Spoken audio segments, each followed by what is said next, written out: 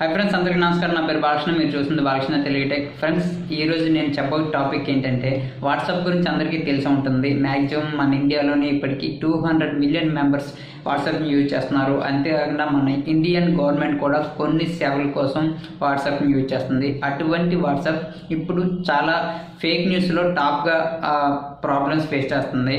అటువంటి ఫేక్ న్యూస్ని ఆపడానికి, అంటే ఫేక్ న్యూస్కి ఆపోజిట్గా ఎగ్నెస్ట్గా ఫైట్ చేయడానికి, అలాగనే కొత్త మెంబర్స్ని, అలాగనే ప్రజెంట్ ఉన్న మెంబర్స్ని ఫేక్ న్యూస్ అంటే ఏంటి, ఇవి ఏ విధంగా వస్తాయి, వాటిని ఎలా తెలుసుకోవచ్చు అనేసి మనల్ని ఎడ్యుకేట్ చేయడానికి ఒక 10 పాయింట్స్ని అయితే రిలీజ్ చేసింది. ఆ 10 పాయింట్స్ ఏంటి అనేసి నేను ఇప్పుడు చెప్పబోతున్నాను. ఇంకెందుకు ఆలస్యం, అవేంటో చూసేద్దాం పదండి.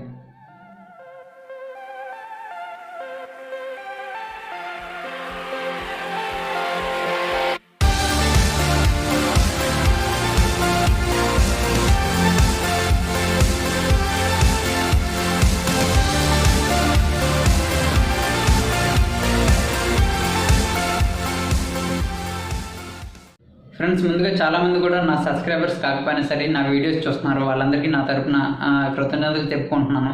అలాగే ఫ్రెండ్స్, నా వీడియోస్ అన్నీ మీకు నోటిఫికేషన్ రూపంలో రావాలంటే కింద ఉన్న సబ్స్క్రైబ్ రెడ్ బటన్ని ప్రెస్ చేయండి. అలాగే బెల్ ఐకాన్ క్లిక్ చేసినట్టయితే నేను చేసిన ప్రతి వీడియో కూడా మీకు నోటిఫికేషన్ రూపంలో వస్తుంది. హాయ్ ఫ్రెండ్స్, వాట్సాప్ స్టార్ట్ అయినప్పటి నుంచి కూడా స్టార్టింగ్ మెసేజెస్, తర్వాత ఫొటోస్, వీడియోస్, అలాగే నెక్స్ట్ గ్రూప్స్, అలాగే broadcast groups, next audio call, video call, next present payments, ఇప్పటి వరకు కూడా వన్ బై వన్ ఇంప్రూవ్మెంట్ చేసుకుంటూ నెంబర్ 1 స్థానంలో వాట్సాప్ అనేది రన్ అయింది. తర్వాత ఫైనల్గా ఇప్పుడు చూసుకున్నట్టయితే ఫేక్ న్యూస్లో స్ప్రెడ్ చేయడానికి వాట్సాప్లో ఎక్కువగా స్ప్రెడ్ అవుతుంది అనేసి నెంబర్ 1 ప్లేస్లో వాట్సాప్ అనేది ఉంది. ఇప్పుడు ఆ ఫేక్ న్యూస్ అంటే ఏంటి, ఇవి ఎలా ఉంటాయి, ఇవి నిజంగా ఫేక్ న్యూసా కాదా, ఇవి ఏ విధంగా తెలుసుకోవచ్చు అని చెప్పడానికి వాట్సాప్ ఫేక్ న్యూస్కి ఆపోజిట్గా ఫైట్ చేయడానికి కొన్ని పాయింట్స్ని అయితే రిలీజ్ చేసింది. ఆ పాయింట్స్ ఏంటంటే ఫ్రెండ్స్, నెంబర్ 1 పాయింట్ ఏంటంటే స్టార్టింగ్లో ఫార్వర్డ్ మెసేజెస్ అనమాట. యాక్చువల్గా ఇది ఒక మెసేజ్ మీకు వచ్చిందంటే అది మీ ఫ్రెండ్ దగ్గర నుంచి రావచ్చు, అదే మెసేజ్ మీ ఫ్రెండ్కి వేరే దగ్గర నుంచి రావచ్చు. అంతేగాని మీ ఫ్రెండ్ ఓన్గా టైప్ చేసి మీకైతే పంపించే ప్రసక్తే లేదు. మీకు వచ్చిన మెసేజ్ అది కరెక్టా రాంగా అనేసి మీరు తెలుసుకొని నెక్స్ట్ మీరు ఫార్వర్డ్ చేయడానికి ఆలోచించండి. ఈ ఫార్వర్డ్ మెసేజ్లో సింపుల్ ఎగ్జాంపుల్గా నేను ఒకటి చెప్తాను. మనకి బీహార్ నుంచి చాలామంది వచ్చి ఇంటింటికి తిరిగి వ్యాక్సిన్స్ ఇస్తున్నారు, గవర్నమెంట్ హాస్పిటల్ నుంచి వచ్చాము వ్యాక్సిన్స్ ఇస్తున్నాం అని చెప్పేసి ఒక మెసేజ్ అయితే ఆ మధ్య ఫార్వర్డ్ అయింది. దీనివల్ల ఏంటంటే హెచ్ఐవిని స్ప్రెడ్ చేస్తున్నారు అని చెప్పేసి, ఇవన్నీ కూడా ఫేక్ న్యూస్ అనమాట. కొంచెం మీకు వచ్చిన ఫార్వర్డ్ మెసేజా కాదా కనుక్కొని, అందులో ఎంత నిజం ఉంది కనుక్కొని మీరు నెక్స్ట్ ఫార్వర్డ్ చేయడానికి ఆలోచించండి. సెకండ్ పాయింట్ ఇచ్చినట్టయితే ఇన్ఫర్మేషన్ క్వశ్చన్ చేసుకోవడం అనమాట. యాక్చువల్గా ఇది ఏంటంటే మీకు ఏదైనా ఒక మెసేజ్ కానీ, లేదంటే ఒక ఫోటోలో వచ్చి ఒక వీడియో అవ్వచ్చు, ఇటువంటివి మీకు వచ్చినప్పుడు కొన్ని చూసినట్టయితే మీకు కోపం అనిపించవచ్చు, లేదంటే భయం అనిపించవచ్చు. అంటే కోపం విషయానికి వచ్చినట్టు ఏదైనా బై సింపుల్గా చెప్తుంటే మీకు నచ్చిన హీరో గురించి ఎవరైనా తప్పుగా ఇన్ఫర్మేషన్ ఇచ్చినప్పుడు అది మీకు ఒక మెసేజ్ రూపంలో వచ్చిందనుకోండి, మీకు ఏంటంటే కోపం వస్తుంది. లేదంటే ఏదైనా భయంగా ఉన్న ఫొటోస్ అవ్వచ్చు, వీడియోస్ అవ్వచ్చు, అవి చూసినప్పుడు కూడా భయం అనిపిస్తుంది.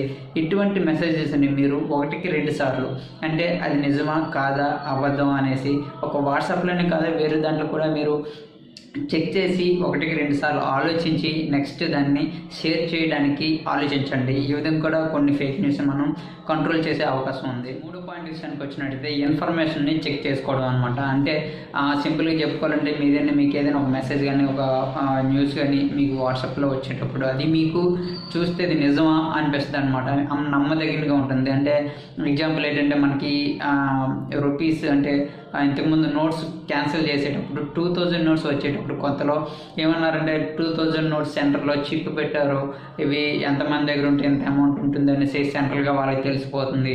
ఇటువంటివన్నీ కూడా చాలా జరిగినాయి అప్పుడు. ఇవన్నీ కూడా ఫేక్ న్యూస్ అనమాట. ఇటువంటివే కాకుండా ఈ మధ్య మన ఆంధ్రాలో బాగా వైరల్ అయిన న్యూస్ ఏంటంటే అందరూ నిజం అనుకున్నారు దాన్ని. అదేంటంటే చిన్నపిల్లల్ని కిడ్నాప్ చేసేసి సేల్ చేసేస్తున్నారు, బీహార్ నుంచి వచ్చారు బ్యాచ్ ఇది అని చెప్పేసి. ఇవన్నీ కూడా ఫేక్ న్యూస్ అనమాట. మీకు వచ్చే న్యూస్ని 1 డే కాకపోతే నెక్స్ట్ డే అయినా సరే అది కన్ఫర్మ్గా రిజల్ట్ తెలిసిపోతుంది. అది మీరు ఆన్లైన్లో చూసుకోవచ్చు, లేకపోతే త్రూ వేరే దీంట్లో కూడా వెబ్సైట్స్లో గట్రా చూసుకోవడానికి అవకాశం ఉంది. సో ఫ్రెండ్స్, ఇది కూడా మీకు నమ్మదగినగా ఉన్నా సరే మీరు కూడా 1-2 సార్లు చెక్ చేసుకోండి. ఫ్రెండ్స్ అలాగే నాలుగో పాయింట్ విషయానికి వచ్చినట్టయితే మీరు ఎక్కువగా చూస్తూ ఉంటారు మెసేజెస్ వచ్చేటప్పుడు స్పెల్లింగ్ మిస్టేక్స్ వస్తూ ఉంటాయి. అంటే మీకు వచ్చిన ఫోటో ఒక లాంగ్వేజ్లో ఉంటుంది, అంటే హిందీ అవ్వచ్చు, లేదా గుజరాత్ అవ్వచ్చు, మరాఠీ అవ్వచ్చు, తమిళ్ అవ్వచ్చు. ఈ విధంగా ఒక లాంగ్వేజ్లో ఒక ఫోటో లేదా వీడియో కింద ఒక లాంగ్వేజ్ వస్తూ ఉంటుంది. వచ్చిన తర్వాత దాని కిందని ఒక స్టేట్, అంటే వేరే స్టేట్, అంటే మనకి తెలుగు అనుకోండి, తెలుగులో కిందన ఒక టైప్ చేసి అది ఫార్వర్డ్ చేస్తూ ఉంటారు. అంటే పైన ఉన్న దానికి ఒక మెసేజ్ ఉంటుంది వేరే లాంగ్వేజ్లో, దాని కింద మన లాంగ్వేజ్కి వేరే రకం ఉంటుంది అనమాట. అంటే వాళ్ళు ఒక మెసేజ్ పెడితే దానికి ఆపోజిట్గా వేరేది మన తెలుగులో, అంటే అది లాంగ్వేజ్ అర్థం అవ్వాలని వాళ్ళకి తెలుగు చదువుతారు కదా, ఇది నిజమే అయితే అక్కడ అలా జరిగిందా అనేసి అనుకుని దాన్ని వైరల్ చేస్తూ ఉంటారనమాట. ఇటువంటి కూడా మీరు ఆలోచించండి 1-2 సార్లు. ఐదో పాయింట్ విషయానికి వచ్చినట్టయితే ఫొటోస్ లేదంటే వీడియోస్ అనమాట. ఈ ఫొటోస్ వీడియోస్ ఏంటంటే ఒక ప్లేస్లో రియల్గా ఉన్న ఫోటోని దాన్ని మరి వేరే విధంగా ఎడిట్ చేయడం పెద్ద విషయం కాదు. ఒక విధంగా దాన్ని వేరే విధంగా ఎడిట్ చేసి దాన్ని స్ప్రెడ్ చేస్తూ ఉంటారు. విధంగా చూసుకున్నట్టయితే ఒక వీడియో ఆ మధ్య చాలా వైరల్ అయింది.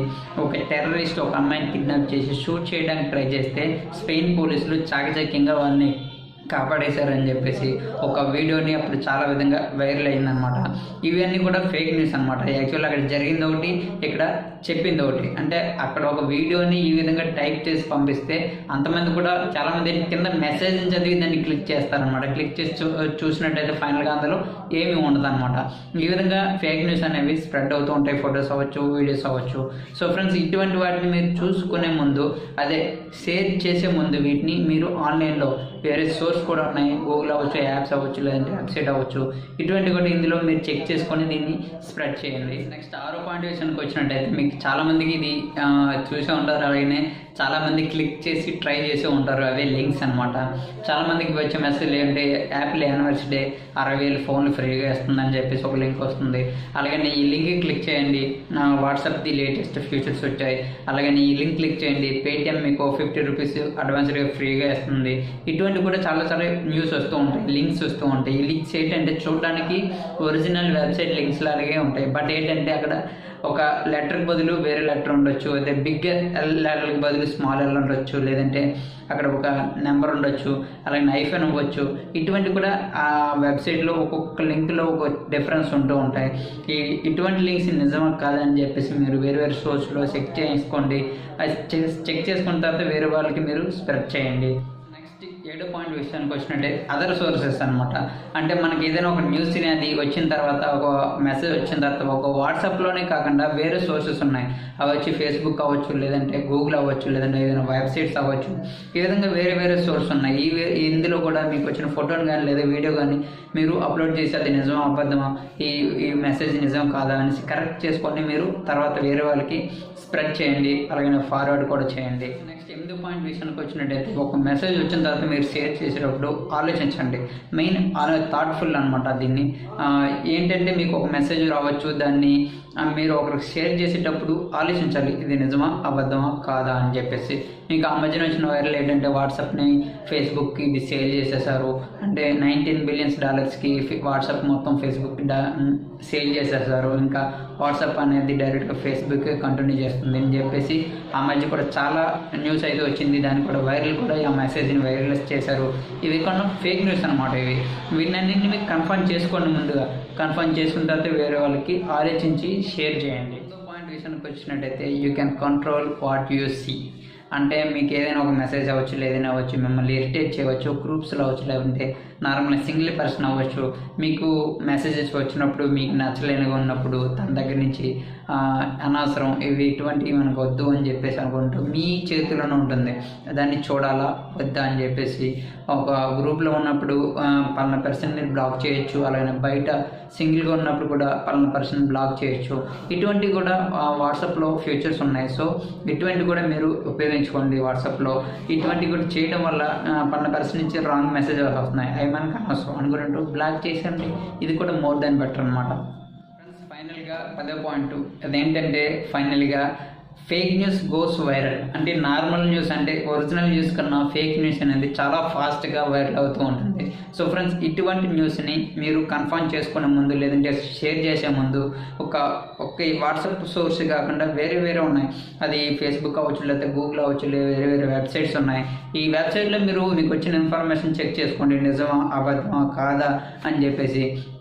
మీరు కన్ఫర్మ్ చేసుకున్న తర్వాత వేరే వాళ్ళకి స్ప్రెడ్ చేయడం, లేదంటే ఫార్వర్డ్ చేయడం, లేదంటే షేర్ చేయడం, ఎటువంటివి చేయండి. ఈ విధంగా ఫ్రెండ్స్, వాట్సాప్ అనేది చాలామందిని ఎడ్యుకేట్ చేయడానికి, ఫేక్ న్యూస్ నుంచి తెలుసుకోండి అని చెప్పడానికి కోసం ఈ విధంగా వాట్సాప్ అనేది 10 పాయింట్స్ రిలీజ్ చేసింది. ఓకే ఫ్రెండ్స్, ఈ వీడియో ద్వారా ఫేక్ న్యూస్ ఎగెనిస్ట్గా వాట్సాప్ ఏ విధంగా తెలుసుకోవాలి అనేసి మనకు చెప్పబోతుందో నేను చెప్పాను. ఒక ఫ్రెండ్స్, ఈ వీడియో నచ్చినట్టయితే లైక్ చేయండి, షేర్ చేయండి, అలాగే సబ్స్క్రైబ్ కూడా చేయండి. మీ కామెంట్స్ మాత్రం పంపించండి. మళ్ళీ నెక్స్ట్ వీడియోలో మళ్ళీ కలుద్దాం. అంతవరకు జై హింద్, వందే మాత్రం.